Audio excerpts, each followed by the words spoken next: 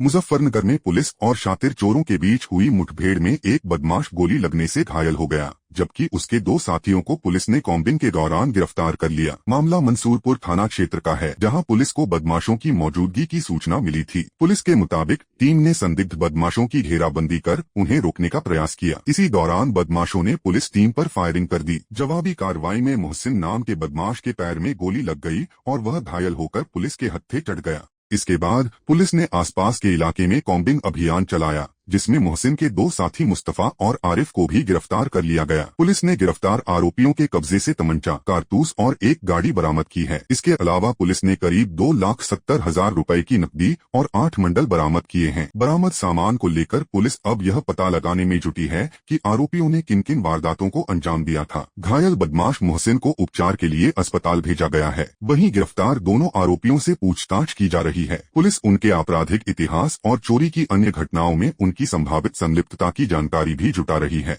फिलहाल मंसूरपुर थाना पुलिस मामले में आगे की कानूनी कार्रवाई कर रही है और पूरे गिरोह से जुड़े अन्य लोगों की जानकारी जुटाने में लगी है। आज थाना मंसूरपुर में मुखबिर द्वारा सूचना प्राप्त हुई कि जून माह में जो सरिया फैक्ट्री में तार चोरी की घटना हुई थी, उसके मुलजिम एक सफ़ेद औरा गाड़ी में हमारे ही क्षेत्र में घूम रहे हैं और दोबारा चोरी के फिराक में यहाँ पर आए हैं। यदि पुलिस उन्हें समय से पकड़ती है तो उनके पास से चोरी का माल भी बरामद होगा। सूचना पर तुरंत पुलिस की 2 टीमों को कार्य पर लगाया गया और सघन चेकिंग स्टार्ट की गई। मुखबिर द्वारा बताया गया था कि गाड़ी में 5 अभियुक्त हैं। इसी सूचना पर जब हमने सामने से एक संदिग्ध औरा, सफ़ेद कलर की औरा आती दिखाई दी, पुलिस ने उसे रोकने का प्रयास किया, किंतु वो रुके नहीं। जब पुलिस ने उनका पीछा किया तो वो आम के बाग में भागे और उन्होंने पुलिस पार्टी पर फायर किया। जवाबी फायरिंग में उनमें से एक अभियुक्त को गोली लगी है। जिस अभियुक्त को गोली लगी है उसका नाम मोहसिन है। उसके अलावा उसके 2 अन्य साथी साथ में गिरफ्तार हुए हैं, जिनका नाम मुस्तफ़ा और आरिफ है, और 2 अन्य साथी हैं जो फरार हैं और उनकी कॉम्बिंग के लिए अभी भी प्रयास जारी हैं। गिरफ्तार अभियुक्तों के पास में से एक तमंचा और एक खोखा कारतूस बरामद हुआ है। इसके अलावा इनके पास से 2,70,000 रुपये कैश और 8 तार के बंडल बरामद हुए हैं, जिनकी कुल कीमत करीब 2,24,000 है। इन अभियुक्तों को गिरफ्तार करके आगे विधिक कार्रवाई की जा रही है और इनके आपराधिक इतिहास के बारे में अभी भी जानकारी करी जा रही है। मुजफ्फरनगर के सरकारी स्कूलों से सामने आई कुछ तस्वीरों ने शिक्षा व्यवस्था पर सवाल खड़े कर दिए हैं। आरोप है कि स्कूल में बच्चों को पढ़ाने के बजाय कुछ शिक्षिकाएं फिल्मी गानों पर रील बनाने में व्यस्त नजर आईं। सोशल मीडिया पर वायरल हो रहे वीडियो में शिक्षिकाओं के साथ बच्चों के डांस करने की तस्वीरें भी दिखाई दे रही हैं। मामला मुजफ्फरनगर की खतौली तहसील और पुरकाजी नगर पंचायत क्षेत्र के सरकारी स्कूलों से जुड़ा बताया जा रहा है। वायरल वीडियो में कहीं शिक्षिकाएं फिल्मी अंदाज में डांस करती दिखाई दे रही हैं, तो कहीं बच्चे भी उनके साथ डांस करते नजर आ रहे हैं। इतना ही नहीं, कुछ वीडियो में स्कूल परिसर में स्टंट करते हुए रील बनाए जाने का दावा भी किया जा रहा है। हालांकि इन वीडियो की वास्तविकता और इनमें शामिल लोगों की पहचान की आधिकारिक पुष्टि जांच के बाद ही हो सकेगी। सबसे बड़ा सवाल यह उठ रहा है कि सरकारी स्कूलों में जहां बच्चों की शिक्षा और उपस्थिति को लेकर लगातार चुनौती बनी रहती है, वहां शिक्षकों का ध्यान पढ़ाई से ज्यादा सोशल मीडिया कंटेंट बनाने पर तो नहीं जा रहा। वायरल वीडियो सामने आने के बाद बेसिक शिक्षा विभाग ने मामले को गंभीरता से लिया है। मुजफ्फरनगर के बेसिक शिक्षा अधिकारी संदीप कुमार ने दोनों संबंधित ब्लॉकों के खंड शिक्षा अधिकारियों को जांच के निर्देश दिए हैं। साथ ही संबंधित शिक्षिकाओं से स्पष्टीकरण भी मांगा गया है। डीएसए संदीप कुमार के मुताबिक रील उनके संज्ञान में आते ही तत्काल खतौली और पुरकाजी के खंड शिक्षा अधिकारियों को जांच के लिए कहा गया है। जांच में वीडियो की सत्यता, स्कूल और संबंधित शिक्षिकाओं की भूमिका समेत सभी पहलुओं को देखा जा रहा है। तथ्यों की पुष्टि होने के बाद नियमानुसार आगे की कार्रवाई की जाएगी। फिलहाल शिक्षा विभाग की जांच के बाद ही साफ होगा कि वायरल वीडियो कब और किन परिस्थितियों में बनाए गए और इनमें सरकारी स्कूल के नियमों का उल्लंघन हुआ है या नहीं। अब सबकी नजर विभागीय जांच और उसके बाद होने वाली कार्रवाई पर है। लेकिन जैसे ही मेरे संज्ञान में आज ये रील आई है, तो तत्काल मैंने दोनों ब्लॉक के जो खंड शिक्षा अधिकारी हैं हमारे खतौली और पुरकाजी, उनको जांच कर आख्या देने के लिए बोला है और इनसे स्पष्टीकरण भी मांगा गया है। जैसे ही इसकी पुष्टि होती है, इसकी जांच भी की जा रही है सभी चीज़ों से, इंस्टाग्राम से, तो उसमें आगे कार्रवाई की जाए। मुजफ्फरनगर में बारिश ने एक बार फिर जनजीवन को बेहाल कर दिया है। शहर के कई इलाकों में भारी जलभराव की स्थिति बन गई, जिसके चलते लोगों को भारी परेशानियों का सामना करना पड़ रहा है। कई निचले इलाकों में बारिश का पानी लोगों के घरों तक पहुंच गया और कुछ स्थानों पर घरों के अंदर कई फीट तक पानी भरने की बात सामने आई है। शहर का शिव चौक भी जलभराव की चपेट में रहा, जिससे राहगीरों और वाहन चालकों की आवाजाही प्रभावित हुई। स्थानीय लोगों का कहना है कि हर बारिश में शिव चौक समेत कई इलाकों में यही समस्या सामने आती है। जलभराव के कारण सड़कें और गलियां पानी में डूबी नजर आईं और लोगों की रोजमर्रा की जिंदगी प्रभावित हुई। स्थानीय लोगों ने प्रशासन और नगर पालिका से जल्द जल निकासी की स्थायी व्यवस्था करने की मांग की है। नई दिल्ली के जंतर मंतर पर आरक्षण और यूजीसी के नए नियमों को लेकर एक बार फिर बहस और विरोध का माहौल देखने को मिला। सैकड़ों की संख्या में प्रदर्शनकारी यहां जुटे और उन्होंने मौजूदा आरक्षण व्यवस्था के आधार को लेकर अपनी मांगे सरकार के सामने रखी। प्रदर्शनकारियों की प्रमुख मांग थी कि आरक्षण का आधार केवल जाति न होकर आर्थिक स्थिति को भी बनाया जाए। प्रदर्शनकारियों का कहना था कि देश में ऐसे बड़ी संख्या में परिवार हैं जो आर्थिक रूप से कमजोर हैं, लेकिन मौजूदा व्यवस्था में उन्हें अपनी आर्थिक स्थिति के अनुरूप पर्याप्त अवसर नहीं मिल पाते। उनका तर्क था कि सरकारी योजनाओं, शिक्षा और प्रतियोगी परीक्षाओं की तैयारी के लिए मिलने वाली सुविधाओं में आर्थिक रूप से जरूरतमंद लोगों को प्राथमिकता मिलनी चाहिए। प्रदर्शनकारियों ने खास तौर पर शिक्षा और कोचिंग सुविधाओं का मुद्दा उठाया। उनका कहना था कि गरीब परिवारों के छात्र महंगी कोचिंग और बेहतर शैक्षणिक संसाधनों का खर्च नहीं उठा पाते। ऐसे में सरकार को आर्थिक रूप से कमजोर छात्रों के लिए मुफ्त या रियायती शिक्षा, कोचिंग और दूसरी जरूरी सुविधाओं की व्यवस्था करनी चाहिए ताकि उन्हें आगे बढ़ने का समान अवसर मिल सके। इसी दौरान प्रदर्शन की अनुमति को लेकर पुलिस और प्रदर्शनकारियों के बीच टकराव की स्थिति भी बन गई। पुलिस ने प्रदर्शनकारियों को निर्धारित नियमों और अनुमति का हवाला देते हुए मौके से हटने के लिए कहा। हालांकि प्रदर्शनकारी अपनी मांगों को लेकर मौके पर डटे रहे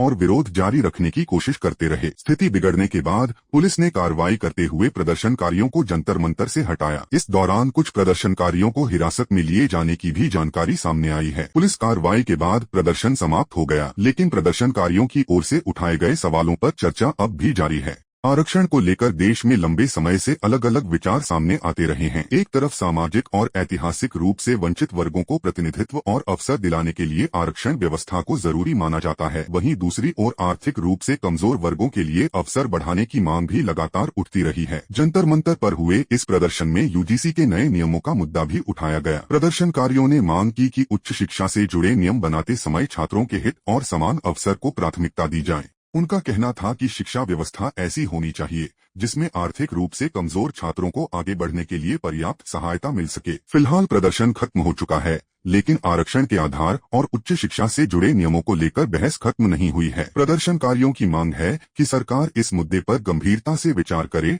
और आर्थिक रूप से जरूरतमंद छात्रों के लिए शिक्षा, कोचिंग और अन्य सुविधाओं को मजबूत किया जाए। अब देखना होगा कि प्रदर्शनकारियों की इन मांगों पर सरकार और यूजीसी की ओर से क्या प्रतिक्रिया सामने आती है और आरक्षण तथा उच्च शिक्षा व्यवस्था को लेकर आगे किस तरह की नीतिगत चर्चा होती है। हमारी डिमांड है कि ये आरक्षण जो है इसके बारे में सरकार हमसे बात करे, जो योग्यता हो वो योग्यता के आधार पर आरक्षण करे। लेकिन ये लोग हम हनुमान चालीसा का पाठ होते हुए हम लोग को धक्के मार करके मंच तोड़ दिया गया, हनुमान चालीसा को रोक दिया गया। प्रयागराज में लगातार हो रही बारिश और ऊपरी इलाकों से पानी छोड़े जाने के कारण गंगा और यमुना नदियों का जलस्तर लगातार बढ़ रहा है। बढ़ते जलस्तर का असर अब संगम क्षेत्र के साथ साथ शहर के निचले इलाकों में भी दिखाई देने लगा है। संगम का पूरा क्षेत्र जलमग्न हो चुका है और कई जगहों पर पानी घरों और सड़कों तक पहुंच गया है। प्रयागराज का संगम क्षेत्र धार्मिक और पर्यटन की दृष्टि से बेहद महत्वपूर्ण है। आम दिनों में यहाँ बड़ी संख्या में श्रद्धालु और पर्यटक पहुँचते हैं, लेकिन इस समय बढ़ते जलस्तर के कारण घाट और आसपास के कई हिस्से पानी में डूब गए हैं। प्रशासन ने लोगों की सुरक्षा को देखते हुए तटीय इलाकों में निगरानी बढ़ा दी है। लगातार बारिश के कारण शहर के निचले इलाकों में भी लोगों की मुश्किलें बढ़ रही हैं। कई जगहों पर सड़कों पर पानी पहुंच गया है, वहीं कुछ इलाकों में घरों के आसपास भी जलभराव की स्थिति बन गई है। अगर बारिश का दौर जारी रहता है और ऊपरी क्षेत्रों से पानी की आवक बढ़ती है तो इन इलाकों में हालात और चुनौतीपूर्ण हो सकते हैं। हालांकि राहत की बात यह है कि फिलहाल गंगा और यमुना दोनों नदियां खतरे के निशान से नीचे बह रही हैं। इसके बावजूद जलस्तर में लगातार हो रही बढ़ोतरी को देखते हुए प्रशासन पूरी तरह अलर्ट है। अधिकारियों और संबंधित विभागों की टीमें संवेदनशील और तटीय इलाकों पर लगातार नजर बनाए हुए हैं। राहत और बचाव की तैयारियां भी तेज कर दी गई हैं। प्रशासन ने जरूरत पड़ने पर निचले इलाकों में रहने वाले लोगों को सुरक्षित स्थानों पर शिफ्ट करने की तैयारी शुरू कर दी है। संवेदनशील क्षेत्रों की पहचान की जा रही है और किसी भी आपात स्थिति में तत्काल मदद पहुंचाने के लिए संबंधित विभागों के बीच समन्वय बनाया जा रहा है। प्रशासन की ओर से नदी किनारे रहने वाले लोगों और आम नागरिकों से अपील की गई है कि वे सतर्क रहें और अनावश्यक रूप से नदी या जलभराव वाले इलाकों में न जाएं। लोगों से यह भी कहा गया है कि प्रशासन की ओर से जारी किसी भी चेतावनी को नजरअंदाज न करें और आपात स्थिति में तुरंत अधिकारियों को सूचना दें। फिलहाल प्रयागराज में स्थिति पर प्रशासन की लगातार नजर बनी हुई है। गंगा और यमुना का जलस्तर आने वाले घंटों में किस तरह बढ़ता है, इस पर सभी की निगाहें टिकी हैं। अभी दोनों नदियां खतरे के निशान से नीचे हैं, लेकिन संगम क्षेत्र के पूरी तरह जलमग्न होने और निचले इलाकों तक पानी पहुँचने के बाद प्रशासन ने एहतियातन राहत बचाव की तैयारियां तेज कर दी हैं। जी, गंगा यमुना में जलस्तर अभी बढ़ तो रहा है, लेकिन अभी खतरे के निशान से नीचे नदियां प्रभावित हो रही हैं। तो अभी उन गंगा और यमुना के किनारे गांवों में बहुत ज्यादा अभी समस्या नहीं है। शहरी क्षेत्र भी अभी बहुत ज्यादा प्रभावित नहीं है उससे। कुराओं तहसील में बेलन नदी में वो पानी बढ़ने के कारण थोड़ी समस्या आई थी, वहाँ पे भी स्थितियां सामान्य हो रही हैं। गंगा और यमुना के किनारे के जो क्षेत्र हैं उन पर लगातार हम लोग नजर रखे हुए हैं, अलर्ट जारी किया गया है। एनडीआरएफ एसडीआरएफ की टीमें लगातार भ्रमणशील है। हमारे बाढ़ राहत शिविर तैयार हो चुके हैं। जब भी आवश्यकता पड़ेगी हम लोग वहाँ के स्थानीय नागरिकों से संपर्क में हैं, उनको तत्काल सुरक्षित स्थल जगहों पर शिफ्ट करा दिया जाएगा। उज्जैन में महाकाल मंदिर के आसपास सड़क चौड़ीकरण और प्रस्तावित विकास कार्यों को लेकर प्रशासन की कार्रवाई एक बार फिर तेज हो गई है। मुस्लिम बहुल बेगमबाग क्षेत्र में प्रशासन और उज्जैन विकास प्राधिकरण की टीम बुलडोजर और पोकलेन मशीनों के साथ पहुंची, जहां 1 दर्जन से ज्यादा कथित अवैध व्यावसायिक निर्माणों को हटाने की कार्रवाई की जा रही है। प्रशासन और उज्जैन विकास प्राधिकरण के मुताबिक संबंधित भूखंडों का आवंटन आवासीय उपयोग के लिए किया गया था। आरोप है कि लीज की शर्तों का उल्लंघन करते हुए इन स्थानों पर व्यावसायिक गतिविधियां संचालित की जा रही थीं। यहाँ hotel, restaurant, dairy, guest house, chicken centre और अन्य दुकानें चलने की बात प्रशासन की ओर से कही गई है। अधिकारियों के मुताबिक इन निर्माणों को लेकर पहले न्यायालय से राहत मिली थी। लोअर कोर्ट और हाई कोर्ट से मिला स्टे समाप्त होने के बाद कार्रवाई दोबारा शुरू की गई है। प्रशासन का कहना है कि नियमों और लीज की शर्तों के उल्लंघन के मामलों में नियमानुसार कार्रवाई की जा रही है। कार्रवाई के दौरान मौके पर पुलिस बल भी तैनात किया गया ताकि किसी तरह की कानून व्यवस्था की स्थिति न बने। पोकलेन और बुलडोजर की मदद से चिन्हित निर्माणों को हटाने का काम किया जा रहा है। महाकाल मंदिर क्षेत्र में लगातार बढ़ रहे श्रद्धालुओं के दबाव और भविष्य की विकास योजनाओं को देखते हुए सड़क चौड़ीकरण और आधारभूत सुविधाओं को विस्तार देने की योजना पर काम किया जा रहा है। इसी क्रम में प्रशासन द्वारा अतिक्रमण और कथित अवैध निर्माणों को चिन्हित कर कार्रवाई की जा रही है। फिलहाल बेगमबाग क्षेत्र में प्रशासन की कार्रवाई जारी है। अधिकारियों का कहना है कि नियमों का उल्लंघन पाए जाने पर आगे भी नियमानुसार कार्रवाई की जाएगी।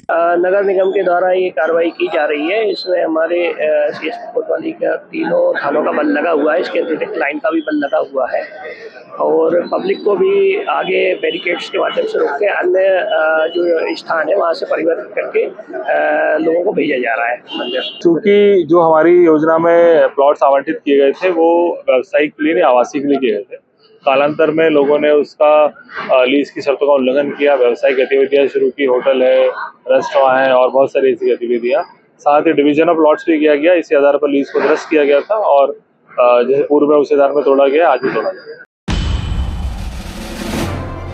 वाराणसी में उत्तर प्रदेश विधानसभा अध्यक्ष सतीश महाना ने काशी विश्वनाथ मंदिर पहुंचकर बाबा विश्वनाथ के दर्शन किए और विधि विधान से पूजा अर्चना की। इस दौरान उन्होंने बाबा विश्वनाथ से देश की सुख समृद्धि और जन कल्याण की कामना की। दर्शन के बाद सतीश महाना ने कहा कि यह सौभाग्य की बात है कि बाबा काशी विश्वनाथ की कृपा और इच्छा से प्रधानमंत्री नरेंद्र मोदी को देश और इस क्षेत्र की सेवा करने का अवसर मिला है। उन्होंने प्रधानमंत्री नरेंद्र मोदी के नेतृत्व की सराहना करते हुए कहा कि देश ने एक नया स्वरूप धारण किया है और भारत आत्मनिर्भर तथा प्रगतिशील दिशा में आगे बढ़ रहा है। सतीश महाना ने कहा कि विकास के साथ देश अपनी समृद्ध संस्कृति और मूल्यों से भी जुड़ा हुआ है। उन्होंने सबके प्रति स्नेह, सहयोग और सबके विकास की भावना को मजबूत करने पर जोर दिया। देखिए, ये सौभाग्य की बात है कि बाबा काशी विश्वनाथ जी की कृपा से, बाबा की दया से, बाबा की इच्छा से उन्होंने ये अवसर दिया कि इस देश के यशस्वी प्रधानमंत्री को इस देश की और इस क्षेत्र की सेवा करने का सौभाग्य प्राप्त हुआ।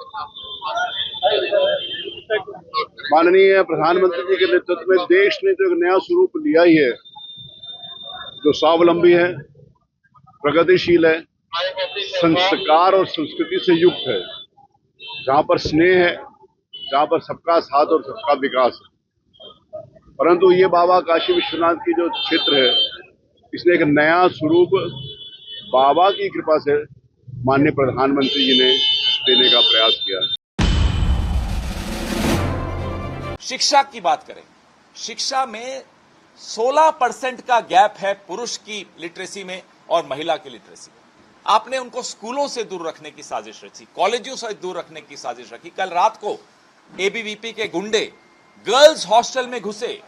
यह सिर्फ इसीलिए किया जाता है कि डरा सकें, लड़कियों को डरा सकें कि नहीं आप मत जाइए बाहर, आपकी जगह घरों में है, आपकी जगह चार दीवारी में है। आप बाहर आ गई तो पुरुष को खतरा है। पुरुष को कोई खतरा नहीं है, पुरुष के अहंकार को खतरा है।